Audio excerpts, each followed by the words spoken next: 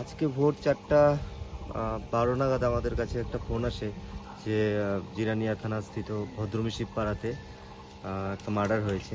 Accordingly আমরা আসি, আসার পর আমরা দেখতে পাই যে ঘরের মধ্যে একটা ডেড বডি পড়ে আছে।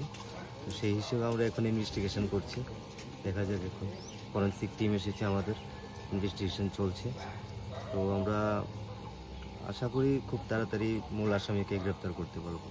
এটা কি রক্তাক্ত পাওয়া গেছে নাকি? হ্যাঁ, কি দিয়ে করেছে এটা কি কিছু পাওয়া গেছে? বডি দেখে তো মনে হচ্ছে যে ওটা কোনো ধারালো অস্ত্র দিয়ে ওকে আঘাত করেছে, তার ফলে ওর মৃত্যু ঘটেছে। পুলিশ কুকুর আসেনি কেন? পুলিশ কুকুর আমরা বলেছিলাম পুলিশ কুকুর অসুস্থ আছে, তাই আসতে পারি। এটা দিয়ে